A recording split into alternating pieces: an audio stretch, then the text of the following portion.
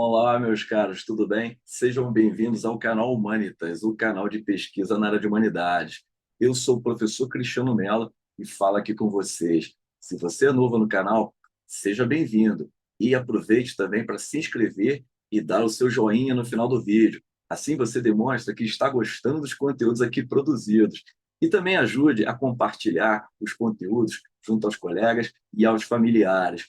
Bom, o vídeo de hoje é muito especial. Eu pretendo falar sobre como o professor de letras ou história pode trabalhar o romance histórico em sala de aula, em turmas da educação básica, ou seja, do ensino médio, do primeiro, segundo ou terceiro ano, ou até mesmo dos cursos de letras, de graduação ou mesmo história. É interessante mencionarmos que o romance histórico surgiu no século XIX por meio da tríade romanesca do autor escocês Walter Scott. Walter Scott publicou Vanderlei, Rob Roy e Ivan influenciou muitos outros escritores europeus a continuarem publicando seus romances históricos, como Os Noivos de Alessandro Manzoni, na Itália, a Victor Hugo com Corcunda de Notre Dame, na França, nós temos Alexandre Herculano, em Portugal, e vários outros escritores também buscaram inovar nessa tendência historicista. E no Brasil também nós tivemos uma voga do romance histórico tradicional com José de Alencar, tanto com Alfarrábios, com As Minas de Prata, e outros escritores brasileiros também, com Érico Veríssimo, com a tríade do Continente, O Tempo e o Vento, né? E vários outros romances, como Haroldo Maranhão, O Reis Tapioca, e José Saramago também escreveu romances históricos, O Memorial do Convento, O Ano da Morte de Ricardo Reis, História do Cerco de Lisboa. Humberto Eco, na década de 80, inovou com O Nome da Rosa, dentre vários outros escritores. Bom, eu quero mencionar um pouco sobre o romance que foi fruto da minha pesquisa de doutoramento, inclusive já foi fruto de um vídeo aqui no canal, vou deixar o card para que você possa ter acesso ao conteúdo, do autor baiano Rui Reis Tapioca, nascido em Salvador e atualmente reside na cidade do Rio de Janeiro.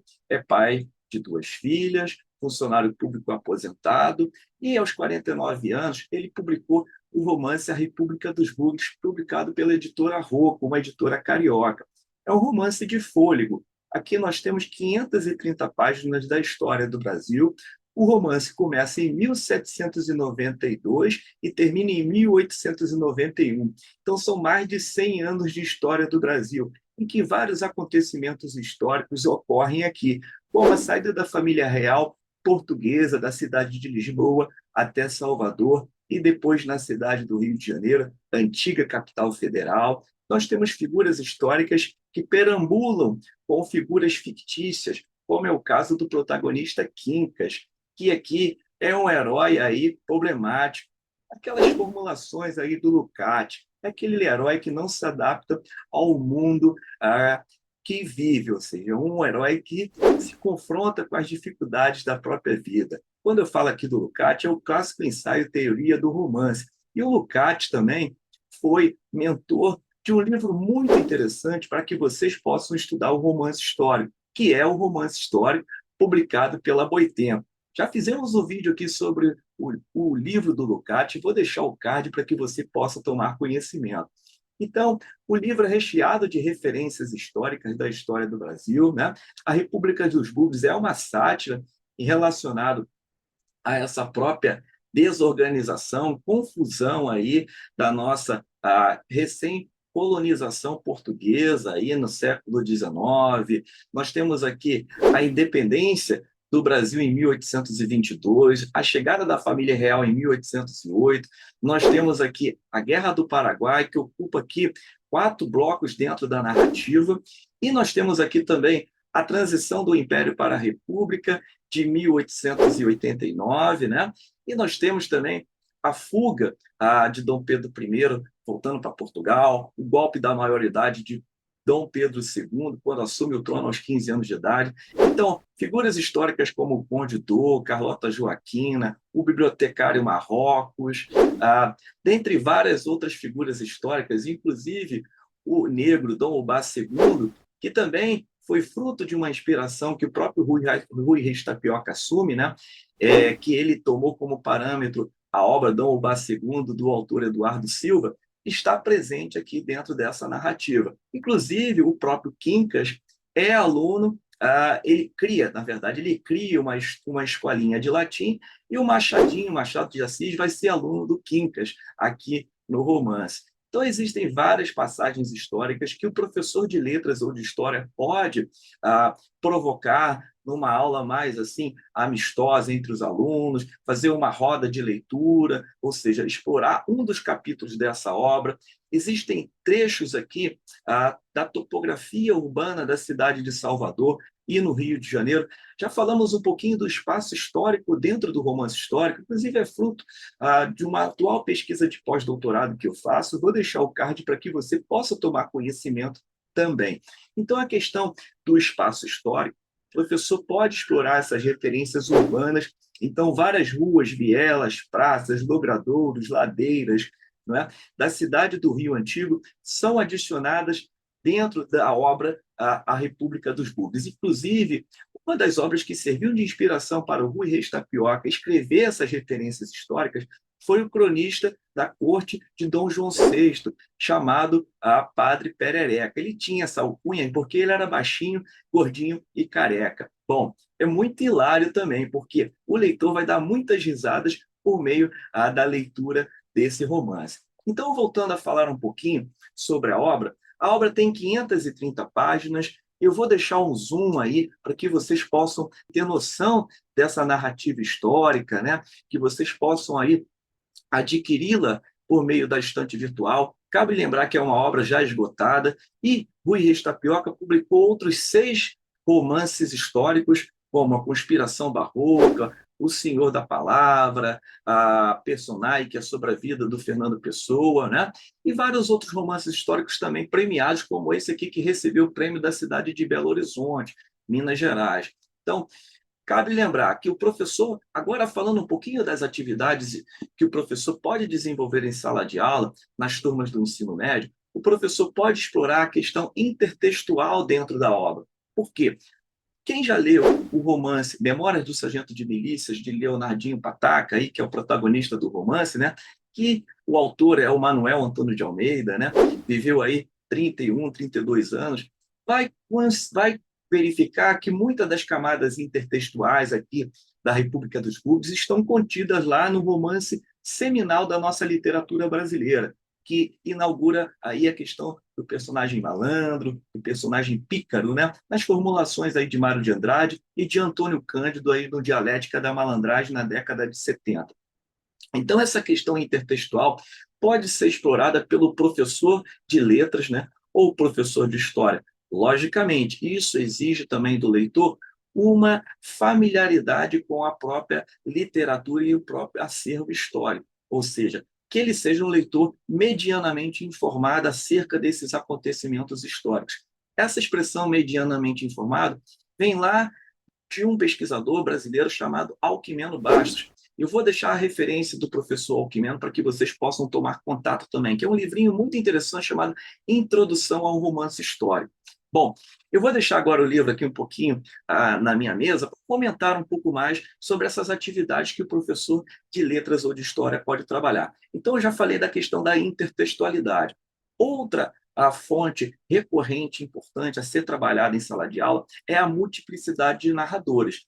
Dentro do romance histórico A República dos Bugres, nós temos um narrador em primeira pessoa, que está aí narrando a história, e nós temos também que sofre um processo de brainstorm, uma tempestade de ideias logo no início da narrativa, está lamentando aí porque ele está no leito de uma cama, ele já está com 98 anos de idade, tem uma negra chamada Leocádia que está cuidando dele, porque o romance ele começa de trás para frente. Isso que é importante lembrar. Então, ele também exige que o leitor faça esse encadeamento dos capítulos durante a leitura.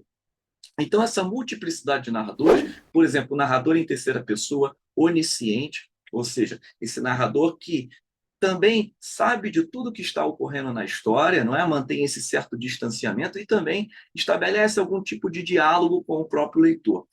Outra estratégia importante é a problemática da história dentro da narrativa. Então, existem vários trechos em que o narrador interrompe a história narrada para problematizar a história factual, ou seja, a história que está lá nos documentos. Ou seja, será que foi uma fuga da família real portuguesa, uma migração, ou até mesmo que as tropas, fugindo de Napoleão Bonaparte, já sabiam da chegada de Napoleão Bonaparte na cidade de Lisboa, ou não? Isso é uma problemática que é estabelecida dentro da narrativa, ou seja, os acontecimentos históricos, ao mesmo tempo, são problematizados. E o professor de letras ou de história pode explorar isso também em sala de aula, ou seja, confrontando com a história oficial e, ao mesmo tempo, confrontando com essa problematização da história. Outra técnica importante, estratégia importante a ser trabalhada, é que você também possa trabalhar o cinema com a literatura. Ou seja, você pode passar o filme da Carla Camurati, não é? Que é Carlota Joaquina, a Rainha Devassa, é um filme de 94 aí, que promove bastante o cinema brasileiro, juntamente com o cinema aí da década de 70, né? E nós temos a figura de Dom Pedro I, mais oponente, né? Mais revigorado e tudo. Então, nós temos uma carnavalização aí provocada pelo filme da Carla Camurati, que também, dentro do romance, é aí trabalhado pelo autor Rui Reis Tapioca, ou seja, essa confusão aí da história, ou seja, essa questão hilária, essa questão burlesca que é explorada dentro do romance. Outra estratégia de leitura é fazer com que o leitor também identifique os acontecimentos históricos da história factual, como eu tinha um pouquinho mencionado, da história dos arquivos, com a imaginação do próprio autor, ou seja, em que nível essas invenções, essa imaginação, ela é fruto de uma verossimilhança lá proposta por Aristóteles na Poética, né? Naquele clássico A Poética, ou seja, o poeta é aquele que imagina a história, o historiador é aquele que conta a história factual. Então, confrontando um pouquinho desses trechos, né, entre a história factual e a história narrada aqui dentro do romance. Então, você pode pegar o livro do Eduardo Silva, que fala da personalidade histórica Dom Ubá II, que foi uma espécie de uma figura muito excêntrica que nasceu na região de Lençóis, na Bahia, depois foi morar numa região chamada África Pequena, na cidade do Rio de Janeiro, ali nas proximidades do bairro da Saúde, da Gamboa, e virou uma figura aí considerada interessantíssima e, ao mesmo tempo, exótica dentro da narrativa. Então, o estudante pode verificar em que grau o Eduardo Silva conta essa história no livro Dom Ubá II e também verificar em que nível o Rui Reis Tapioca transcreve essa parte, essa pesquisa, e, ao mesmo tempo, cria uma narrativa dentro do romance. Outra questão importante a ser explorada é a questão linguística. A questão linguística, nós temos aí o idioma Yoruba, falado pelos africanos, então o professor pode explorar essa questão linguística, e a questão da língua portuguesa falada pelas personalidades históricas, ou seja, o falar lusitano, carregado aí dessa hierarquia, dessa questão sociolinguística. Existem vários trechos da obra que Rui Reis Tapioca transcreve a própria tradução do Yoruba falado pelo africano em notas explicativas de rodapé. Tá? Então, o professor pode explorar essa questão do idioma Yoruba e essas camadas linguísticas faladas por algumas personagens de acordo com a hierarquia. Ou seja, se é uma autoridade que está falando ali, o diálogo é mais construído, é mais elaborado, ao contrário de uma personalidade histórica excêntrica e marginalizada que fala com um idioma um pouco mais precário e mais coloquial. Outra questão importante a ser explorada na obra, na questão linguística, é a língua latina. O latim também é explorado dentro da obra, ou seja, é trabalhado pelo autor. Então, várias passagens em latim. Por mais que o estudante pense que o latim não é importante, mas nós sabemos que é uma língua vernácula e é a base da nossa língua portuguesa. Então, pode também ser explorado pelo professor de língua portuguesa ou mesmo de história, né? Outra questão importante são os elementos paratextuais da obra, né? Ou seja, a capa, a questão da contracapa, a questão da quarta capa, a orelha do livro, se o livro recebeu prêmio ou não, né?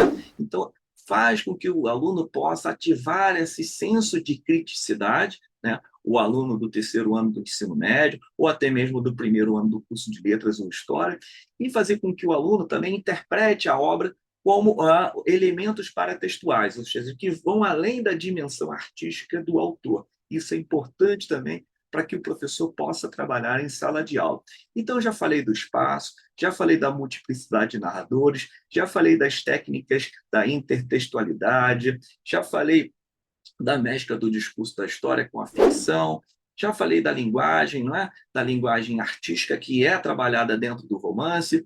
Então, são técnicas e estratégias de leitura que o professor pode alavancar em sala de aula e, ao mesmo tempo, fazer com que o próprio aluno atice esse senso de curiosidade, de vontade pela leitura e, ao mesmo tempo, de descoberta da história do Brasil. Afinal de contas, a República dos Bugres não é simplesmente um romance de ficção pura, mas é um romance que envolveu pesquisa histórica do autor, envolveu pesquisa documental e, ao mesmo tempo, técnica artístico-literária. Bom, o vídeo de hoje foi sobre isso, sobre como o professor de letras ou de história pode trabalhar o romance histórico em sala de aula. Se você gostou do vídeo, dê o seu joinha, contribua com os comentários. E se você já trabalha o romance histórico em sala de aula, escreva aqui na parte de baixo os seus comentários.